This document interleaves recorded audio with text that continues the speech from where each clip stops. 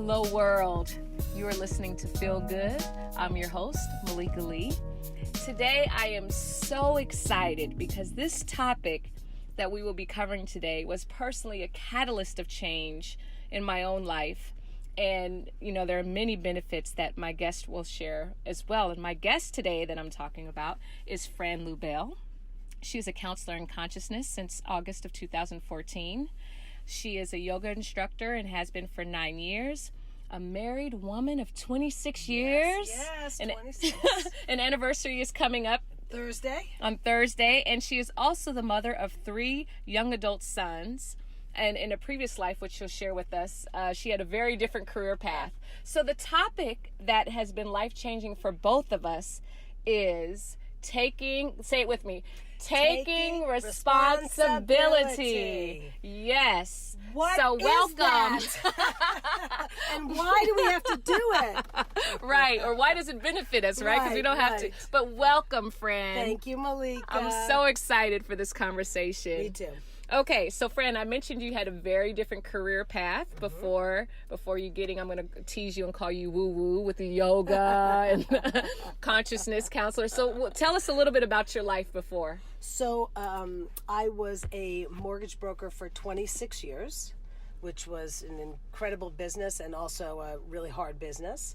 And being a mother of 3 children, it's funny about why, where, and when you go do things and you become responsible. But really, my 26 years of mortgage brokering ended when somebody said to me, hey, I got this program. You can get your master's degree in spiritual psychology. Once a month for 3 years, you get to go down to Santa Monica and have a weekend. Mm-hmm. And that's all I heard. Because I wanted to be out of my house. Why? Because I was taking no responsibility for the chaos that was going inside it. And you needed a break. And it was a break, which was really the chaos that was going inside of me. That's deep. I love it. Yeah. So why don't we go right into Sure. talking about what to you in the context of this conversation, what does it mean to take responsibility? For me, taking responsibility is to be able to respond, really. And respond to what? To respond to what's going on inside of me. Mm-hmm. So for most of my 56 years, whatever was going inside of me, I blamed on everything outside of me. Okay. So I wasn't responsible for any of it. And what did that look like? That looked like being involved in a million zillion other things outside where people told me I was good. Mm-hmm. And anytime I came into my house and with my children, with my husband, I was not getting the accolades I need. And so that was their fault. But out in the world, like I did my stuff and I got what I needed. Mm-hmm. And so I was not responsible for what was going on in the place where I wasn't getting what I needed, thinking they weren't giving me what I needed. Mm-hmm. And I didn't realize till much later on, actually, I'm responsible for what I need. I'm responsible for creating my own joy, my own peace, my own happiness. Mm-hmm. And before that, it was all on them. Yeah. Mm-hmm. I always pointed the finger out.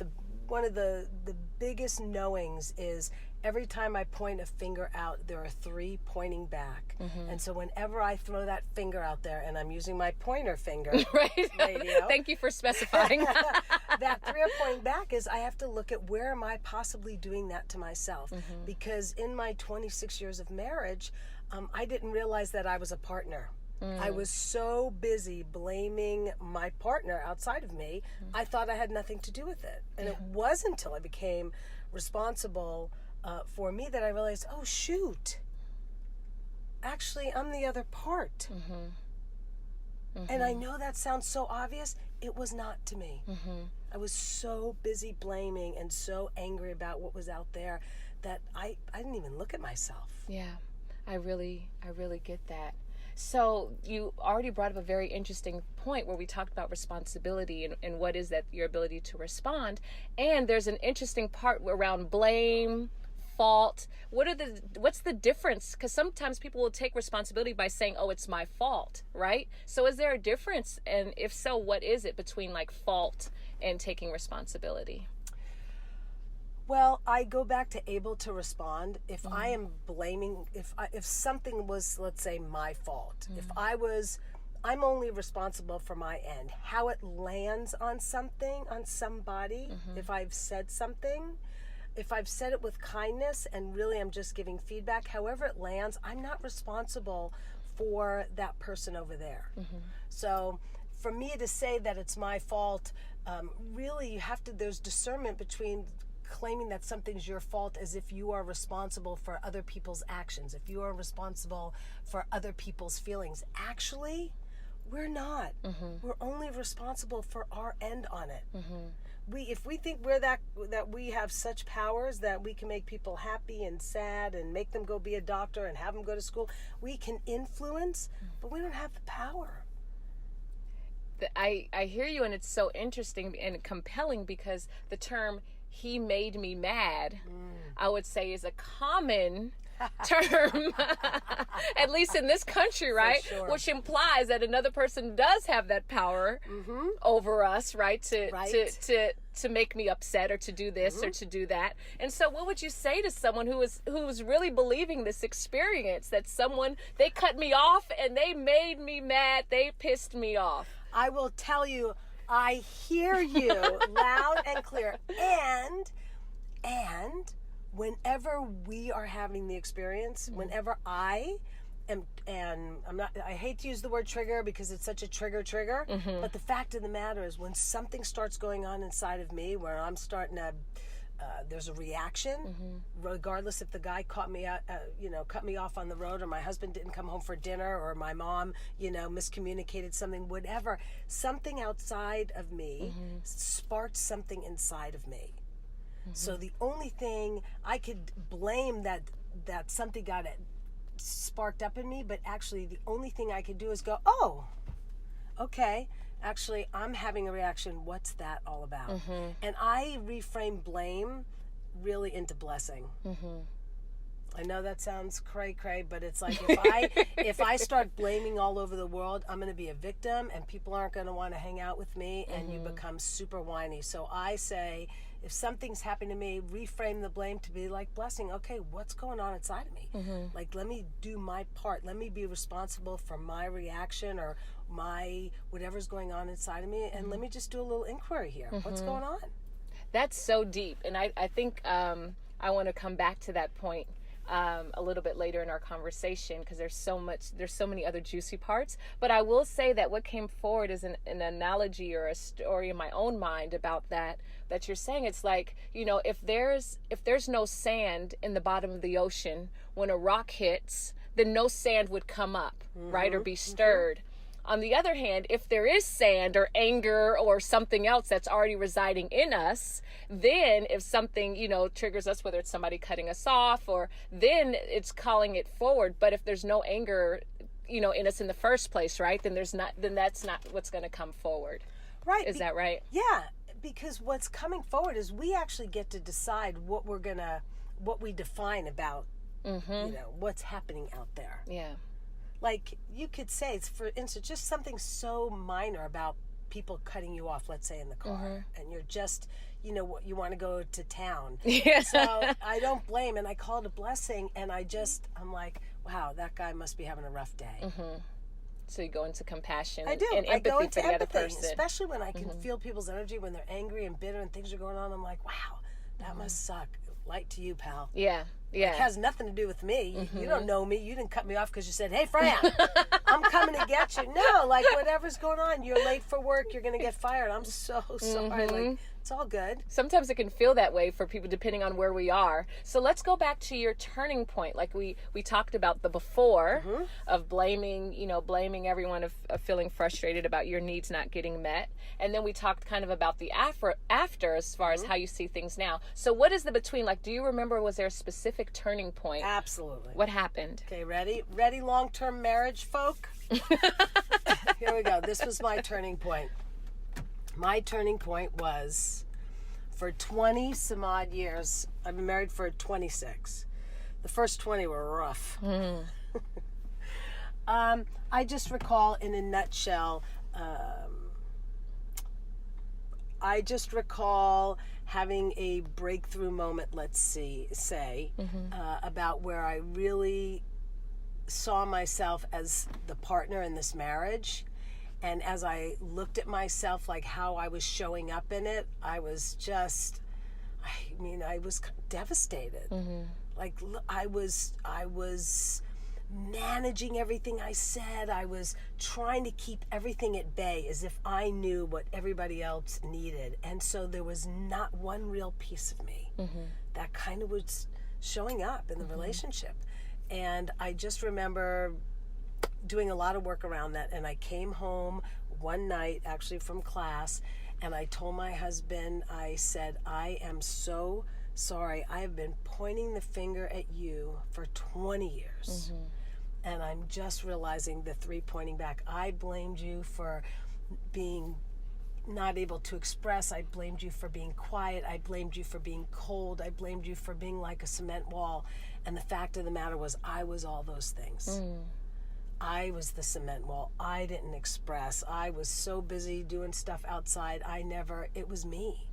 And I just at least apologized for my half in that. And my husband said, his response was one word, and it was excellent. And what's amazing, because I will never forget this moment, I heard that, but it had nothing to do with his response. I wasn't attached to any outcome. I had to get that out. I had to stand in my power of who I had been and be responsible, be able to respond to you and how I've been presently, right here and now. I'm talking about that behavior there, like, wow. And I see it now, and actually I'm making a commitment. I really want to stand forth in me, which is going to be a little different. And it's going to be a little messy, so bear with me. Yes, the process can be. So I want to share my moment. I was, so before taking responsibility, and it's still so tempting not to, I think, because we're steeped in it. But okay, so I remember having like 1 or 2 occasions throughout my entire life where I would look at somebody else, just 1 or 2 times, and I'd be like, wow, I wish I had their life instead, as if mine was a life sentence, that I didn't have some kind of influence in the direction of where it was going. But I totally didn't see it in that way before. And so I was just like, wow. And then, so my epiphany came. I was going to Hillside Chapel and Truth Center in Atlanta, Georgia. And there was a teaching. I cannot remember who was delivering the sermon. I want to say it was like Rhonda Britton, who is a life coach, and she had her own show many years ago with Jan Van Zandt as a fellow coach. But it was just like something she said, and it was this light bulb that went off in my own mind. Like, wow, wait a minute. I have influence. I'm the one at the helm of the ship, also known as my life, steering this thing, but I'm thinking I'm not. Like, I'm making choices, and that if I don't like the direction that it's going on, then I can change it. And that was like the first time. And I would say that it's why I'm so excited about it. It was because then it was like recognizing that I had power over, and there's so many levels to this, which we can get into. Sure. But it was like I had power over the life experience that I have. And it was the first time that I realized this. And I was like in my early 20s. You're lucky, early 20s. It's so interesting that you say that. When I think in the past, what I thought was if I took responsibility, that was the end. When really taking responsibility is just the beginning. Because you become responsible for the things that come out of your mouth, for the things that you do, and actually you get feedback from the world. And so you take the feedback and you course correct. So taking responsibility, personal responsibility, it's not a death sentence. It's actually a life sentence. You're like, okay, here I am. Oh, actually, the feedback I got from the universe, okay, I'm hearing that, and actually I'm going to walk right a little bit. So it actually opens up everything, and you stop blaming, and you put just like you said, Malika, hands on the steering wheel of your life. And it's a little bit scary, but get a friend, learn some skills and have somebody with you along the road so you can be responsible to one another. Yes. It really helps. It does, because then and I want to just say how far you can take it, because we can talk, let's talk about the levels of this thing, because there's the responsibility of our experiences, like you're saying, your ability to respond. And then I took my level of responsibility it started to expand more and more and more, to the point where I was like, I really believe I chose my parents. And that's like the key back in the day. It's like, well, I didn't ask to be born, right? So that's the beginning of not taking responsibility. I don't want to be here. Here you are. How about the what is? I see you. Right, exactly. So that's one of the ways that it unfolded for me. Like, I chose my parents. Like, going back to that level. And if I chose my parents, why did I choose them? What am I here to learn from them, or what's going on? Was one of my fascinating explorations. So what about for you? Like, how did taking responsibility, it started in your marriage, and then how did it begin to grow and blossom? And before we get to that, I think I want to even ask about the damage control and cleanup and taking responsibility. I need a mop. I need bleach. I need a lot of things for that cleanup. It was a mess. I'm good at it now, but in the beginning, it was rough, man. It was messy. We stay in things inactively, because we think it's the comfortable spot. Yeah. Because it is, and our ego tells us it is. Oh, you don't want to try that new thing because you know what that could do. And so we stay until we're can't stay any longer. That's all I can really say about that, because really, truly, it feeds something. Yes. I mean, we don't pick it for nothing to stay in the muck. It gives us something. Right. And for a lot of people, I think they would say, well, it's safe. I mean, just look at abusive. We don't have to go down that road, but abusive relationships just off the top. Like, you just look at the what isness of that, and you should be running out the door. But we got a lot of talking here. So it's we stay for a reason.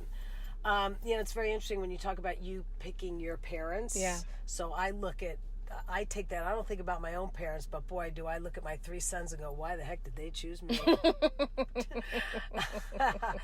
And I actually do. I get it. I've learned, I don't know why they chose me, but I could see why I'm their mother. Say more about that. Well, because all 3 of them have taught me, I see myself in all 3 of them in different ways. And I'm sure that they probably see that as well. But I could see all the places where I've limited myself, where they're expressing themselves. I see all the places that they're not managing, but more like, wow, like, I'm worthy of this. I can do this. And I see myself going, oh my gosh, like, how many years did I stuff because I was so scared of what the outcome would be. And these guys are just going for it.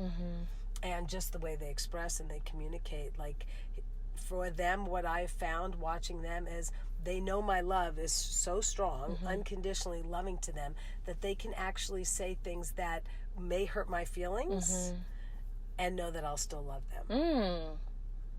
But they have something that they've got to say, and theirs will be messy. I get it. I don't take it personally. But the fact that they trust my love enough that they can say, Mom, whatever it is, you talk too much or whatever, and know, they saying it in a kind way, that it's unconditional. Wow. And that's beautiful. Did you have any cleanup with them around taking responsibility, or did it mostly show up in your marriage? No, with the kids too. Really? And with my mom and my family, my brother, all of that. All of that. And I've never felt more clean in my life than being able to be responsible for all my actions. Wow. All my words. Because I do it out of love. I do it out of kindness.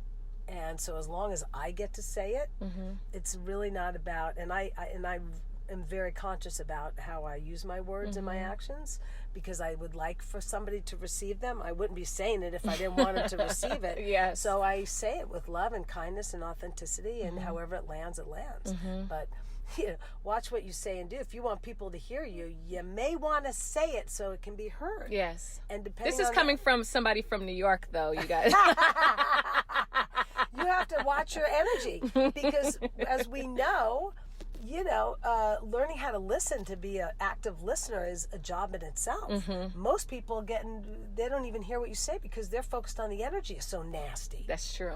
So what's the energy that it's riding on? My energy is like, I love you. Mm-hmm. It's all good. Yeah, we got that, and that going on, Right. and that doesn't feel that great. And I love you, and it's all going to work out the way it is. Mm-hmm.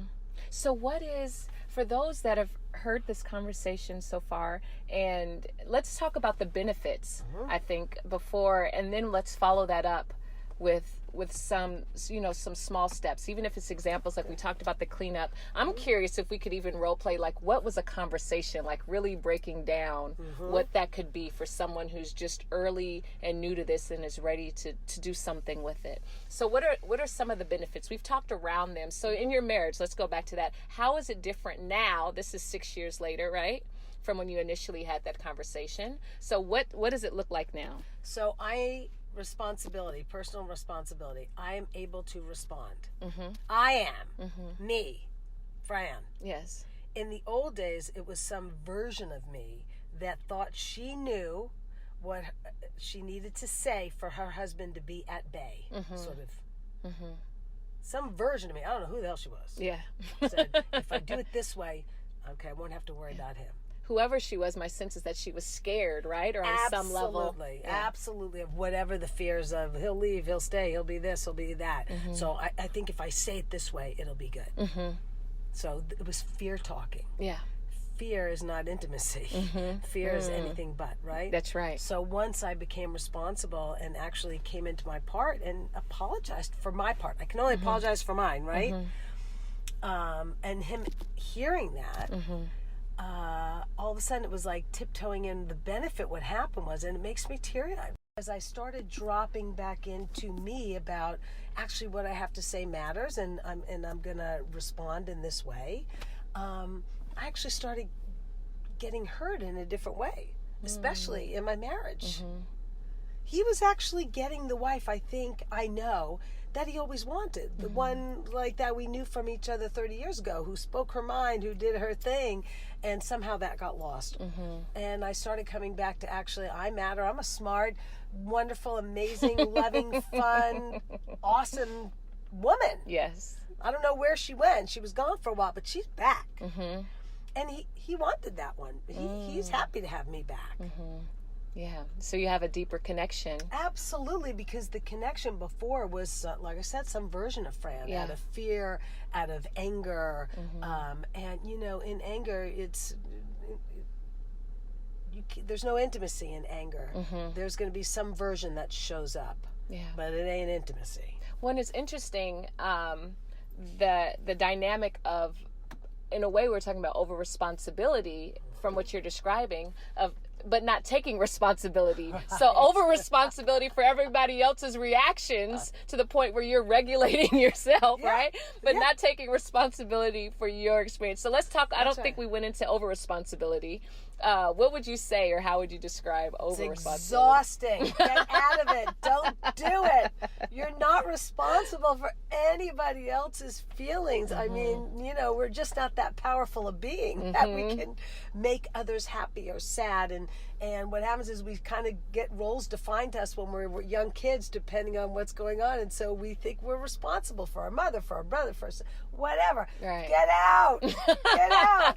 It's hard enough just to be responsible for our own stuff. Yes. And we can't carry everybody else. It's not our job. Just carry your own, man. Yeah. That's enough work as it is. Yeah, it is. Plenty. And once you reframe it and you start to appreciate yourself, it's actually not hard at all.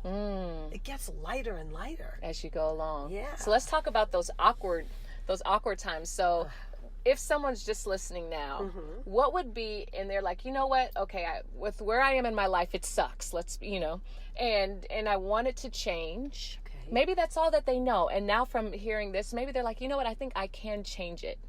Then what? Like, what do you recommend? What's the next step? So, first off, the question has to be posed. What is it that I want to change? Right? Is it a way that you want to feel? Yeah. So you want to feel peace. You want to feel calm. Sorry, it just came to me. They're What? like, I want him to change. Right. So it's so let's say you get over that, Right. where you can't, you're not responsible for that person's change either. Yes. So let's say you wrap yourself up in a little cocoon, nobody else matters, and you're sitting all there, and you're all cozy in your, little cocoon, and because you want to change into that butterfly, right? Okay. Free and beautiful and colorful and there. So, in the cocoon, it's a little dark. Yeah. So go in there and see what it is that you want to explore, right? So you're blaming somebody else. That outside there is making me angry and making me pissed and all that stuff. Okay, so I don't want to feel angry. I don't want to feel pissed. I don't want to feel mad. I don't want to feel sad. Okay, so what are the things you want? I want to feel calm. I want to feel peaceful. I want to feel purposeful. I want to feel love. So first thing to change is, what do you want to feel? Okay, so having some clarity about that. Like, what do you want to feel? And so once you can figure out what you want to feel, you can become a lot more expansive, as opposed to just saying, if I had the perfect house with the perfect picket fence and the perfect life, then I would feel happy. No.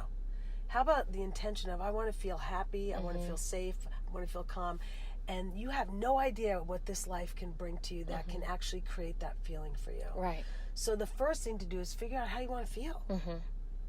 And then you start to look at things in your life and what actually is limiting you from feeling that.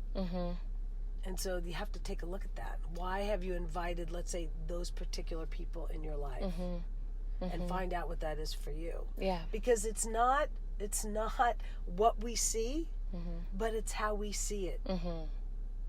So when you can elevate a little bit and start to look, it really changes things. So the first thing is, what do you want? So how do you want to feel? On that. Yeah. And we just have, this time has flown by. We just have like a minute and a half left. So we got the first step. Is there another follow-up after that? Once there's clarity on how I want to feel better, right? Joy, happiness. Is there another one that you can consolidate pretty quickly for a next, then what? Start to look into why you're blaming.